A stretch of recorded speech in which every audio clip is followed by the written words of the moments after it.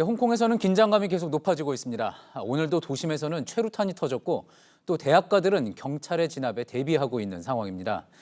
중국 정부가 이런 가운데 무력 개입할 수 있다는 관측도 나오고 있는데요. 홍콩에서 취재 중인 황예린 기자를 연결해 보겠습니다. 자, 황 기자, 지금 뒤로 보니까 어떤 집기들을 쌓아서 바리케이드를 친 것 같은 모습인데 지금 나가 있는 곳이 어디입니까? 네, 지금 제가 서 있는 곳은 홍콩 이공대와 홍암역으로 가는 육교의 마지막 부분입니다.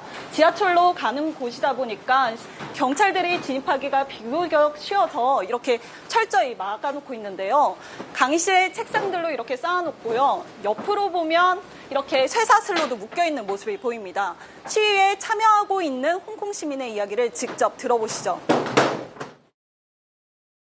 但係佢呢幾日嘅行為係不停想進入我哋香港幾間大學嘅範圍入面啦，所以我哋就要起呢啲路障去保障我哋唔好俾警方入嚟咯。 예, 인터뷰에 응한 시위대도 상당히 중무장을 하고 있는 그런 모습이군요. 그런데 새벽에는 지금보다 상황이 더 심각했다고 하죠?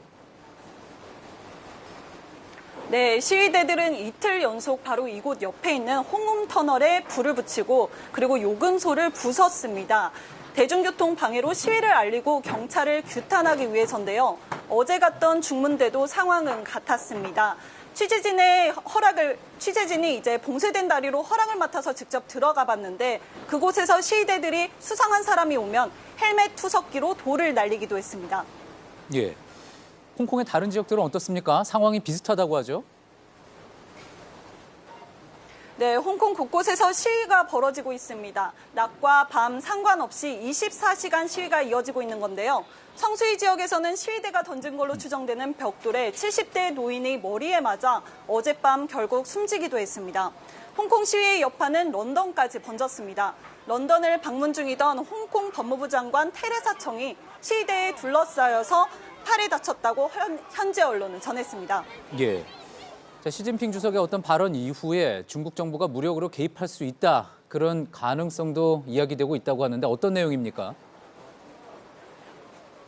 네, 시진핑 중국 국가주석이 이례적으로 해외 순방 중에 홍콩의 혼란을 제압해 질서를 회복하는 게 홍콩의 가장 긴박한 임무라고 말했습니다. 중국 매체들은 연말까지 시위 사태가 진정되지 않을 경우 중국 정부가 직접 개입할 수 있는 뜻이라고 해석하고 있습니다. 이런 가운데 홍콩에서는 오는 24일 구의회 선거를 연기하는 방안, 즉 긴급법을 확대 적용해 야간 통행 금지를 하거나 최악의 경우 계엄령을 발동하는 방안 등이 거론되고 있습니다. 예. 홍콩의 이공대 육교 위에서 황예린 기자였습니다.